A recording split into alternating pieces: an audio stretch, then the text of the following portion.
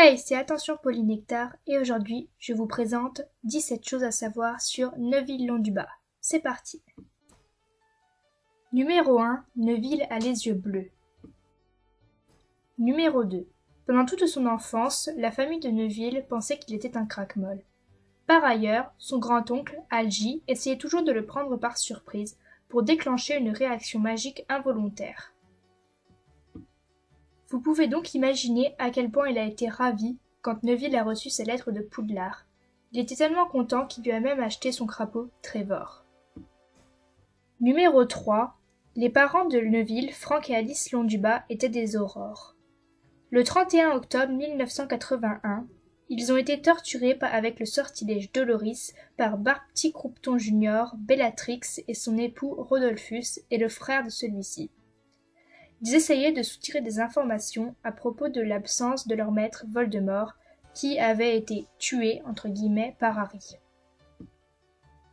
Les parents de Neuville devinrent fous à cause de la douleur, ils furent envoyés à Sainte-Mangouste et leurs agresseurs à Azkaban.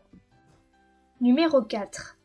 Dans Harry Potter et la Chambre des Secrets, il a peur d'être une victime du basilic, car il se considère toujours comme un craquemol. Numéro 5. Lors d'un cours de défense contre les forces du mal parlant des sortilèges impardonnables, le professeur Maugret, qui est en fait Barty Croupton Jr. sous l'effet du polynectar, demande à ses élèves de lui donner les différents sortilèges. Il leur montre ensuite leurs effets sur une araignée. On voit alors que Neuville n'est vraiment pas bien. Mais on ne comprend pas vraiment pourquoi dans le film. Ce n'est que en lisant les livres que l'on peut vraiment comprendre. Numéro 6. Dans le film Harry Potter et l'Ordre du Phénix, c'est Neuville qui trouve la salle sur demande en guise de locaux pour l'armée de Dumbledore, alors que dans les livres, c'est Dobby. Numéro 7. Dans la bataille du département des mystères, Latrix de Bellatrix Lestrange est un peu trop enthousiaste et enfonce sa baguette dans l'oreille de l'acteur de Neuville et lui perce accidentellement le tympan. Numéro 8. Toujours pendant la bataille du département des mystères, Neuville cassera sa baguette, qui était auparavant celle de son père. Il en obtiendra une nouvelle, toutefois, faite de bois de cerisier, mesurant 33,02 cm et contiendra un crin de licorne. Numéro 9. Augustin Londubat trouve que la matière, les sortilèges, est trop facile et préférerait qu'il continue la métamorphose pour sa 6e année. Mais le professeur McGonagall préfère qu'il continue le sortilège et qu'il abandonne la métamorphose. Numéro 10. Au cours de la 7e année de Neuville, nous avons droit à un gros changement au niveau du personnage. Il se comporte de manière beaucoup plus héroïque. Pour commencer, au début, il va s'opposer aux mange-morts dans le Poudlard Express. Numéro 11.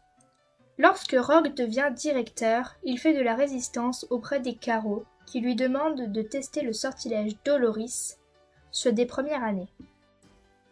Numéro 12. Lors de la bataille de Poudlard, dans les livres, Dumbledore lui propose de le rejoindre pour son sang pur, mais il refuse.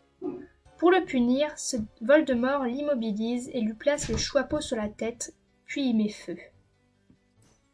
Numéro 13. L'épouvantable de Neuville et Severus Rogue. Numéro 14. Toujours pendant la bataille de Poudlard, Neuville cherche Luna pour lui avouer son amour. Pourtant, pendant une interview, J.K. Rowling dit qu'il épousera Anna Abbott. Numéro 15. Neuville serait peut-être lié à Harfang Londubat et Calidora Black, un couple qui apparaît sur la tapisserie de la famille Black. Numéro 16. Dans le film Harry Potter et la coupe de feu, c'est Neuville qui lui procure la plante pour la 2e épreuve, alors que dans le livre, c'est Dobby qui s'en occupe.